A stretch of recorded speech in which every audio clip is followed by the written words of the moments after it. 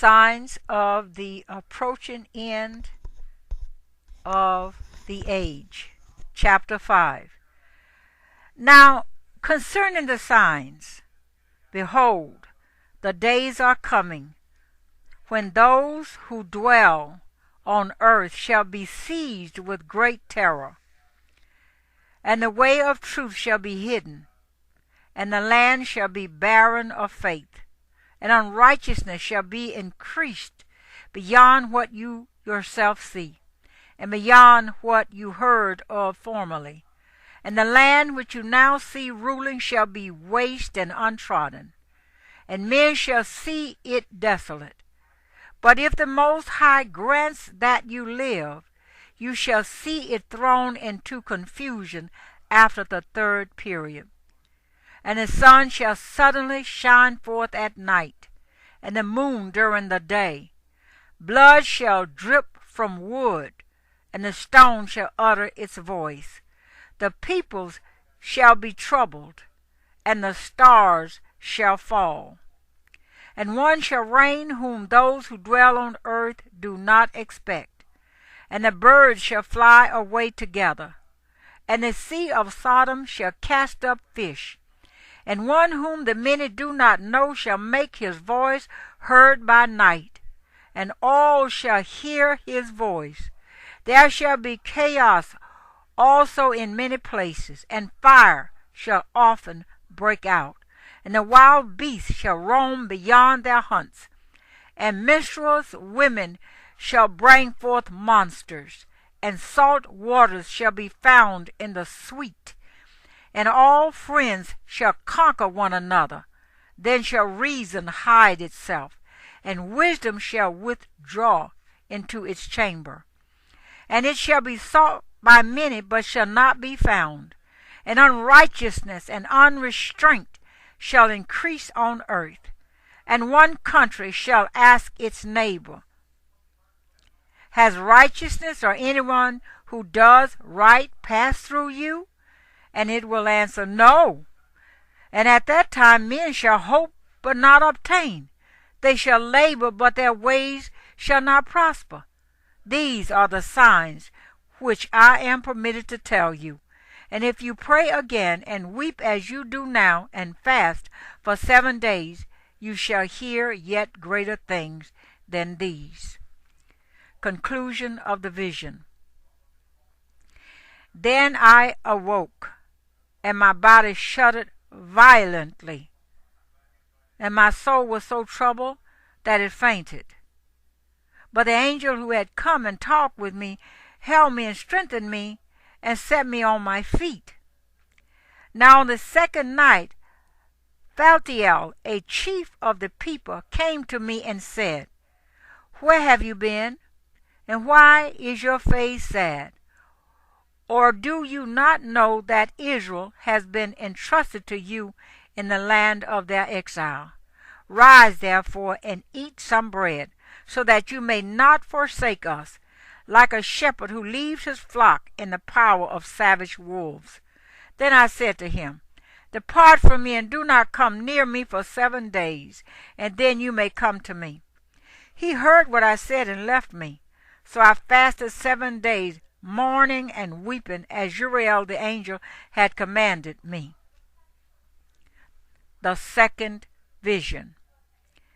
Ezra reiterates his complaints of divine iniquity. And after 7 days the thoughts of my heart were very grievous to me again. Then my soul recovered the spirit of understanding, and I began once more to speak words in the presence of the Most High.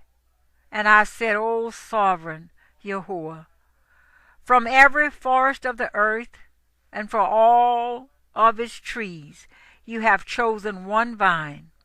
And from all the lands of the world, you have chosen for yourself one region. And from all the flowers of the world, you have chosen for yourself one lily. And from all the depths of the sea, you have filled for yourself one river. And from all the cities that have been built, you have consecrated Zion for yourself. And from all the birds that have been created, you have named for yourself one dove. And from all the flocks that have been fashioned, you have provided for yourself one sheep. And from all the multitude of people you have gotten for yourself one people, and to this people whom you have loved, you have given the law, which is approved by all. And now, O Yahuwah, why have you given over the one to the many, and dishonored the one root beyond the others, and scattered your only one among the many? And those who opposed your promises have trodden down on those who believed your covenants. If you really hate your people, they should be punished at your own hands. Response to Ezra's complaints. When I had spoken these words, the angel who had come to me on a previous night was sent to me, and he said to me, "Listen to me, and I will instruct you. Pay attention to me, and I will tell you more." "Speak on, my lord," I said. And he said to me, "Are you greatly disturbed in mind over Israel, or do you love him more than his Maker does?" "No, my lord," I said, "but because of my grief I have spoken. For every hour I suffer agonies of heart, while I strive to understand the way of the Most High, and to search out part of his judgment." He said to me, "You cannot." And I said, "Why not, my lord? Why then was I born?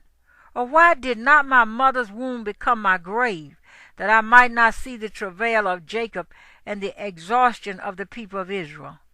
He said to me, "Count up for me those who have not yet come, and gather for me the scattered raindrops, and make the withered flowers bloom again for me. Open for me the closed chambers, and bring forth for me the winds shut up in them. Or show me the picture of a voice, and then I will explain to you the travail that you ask to understand." "O sovereign Lord," I said, "who is able to know these things except he whose dwelling is not with men? As for me, I am without wisdom, and how can I speak concerning the things which you have asked me?" He said to me, "Just as you cannot do one of the things that were mentioned, so you cannot discover my judgment or the goal of the love that I have promised my people. Why successive generations have been created." I said, "Yet behold, O Lord, you have charge of those who are alive at the end. But what will those do who were before us, or we, or those who come after us?" He said to me, "I shall liken my judgment to a circle. Just as for those who are last there is now slowness, so that those who are first there is no haste." Then I answered and said, "Could you not have created at one time those who have been, and those who are, and those who will be, that you might show your judgment the sooner?" He replied to me and said, "The creation cannot make more haste than the Creator, neither can the world hold at one time those who have been created in it." And I said, "How have you said to your servant that you will certainly give life at one time to your creation? If therefore all creatures will live at one time, and the creation will sustain them, it might even now be able to support all of them present at one time." He said to me, "Ask a woman's womb, and say to it, if you bear 10 children, why one after another? Request it therefore to produce 10 at one time." I said, "Of course it cannot, but only each in its own time." He said to me, "Even so have I given the womb of the earth to those who from time to time are sown in it. For as an infant does not bring forth, and a woman who has become old does not bring forth any longer, so have I organized the world which I created. Then I inquired and said, Since you have now given me the opportunity, let me speak before you. Is our mother of whom you have told me still young, or is she now approaching old age? He replied to me, Ask a woman who bears children, and she will tell you. Say to her, Why are those whom you have borne recently not like those whom you bore before, but smaller in stature? And she herself will answer you, Those born in the strength of youth are different from those born during the time of old age, when the womb is failing. Therefore you also should consider that you and your contemporaries are smaller in stature than those who were before you, and those who come after you will be smaller than you, as born of a creation which already is aging and passing the strength of youth. The end of the age. I said, O Yahuwah, I beseech you, if I have found favor in your sight, show your servant through whom you are going to visit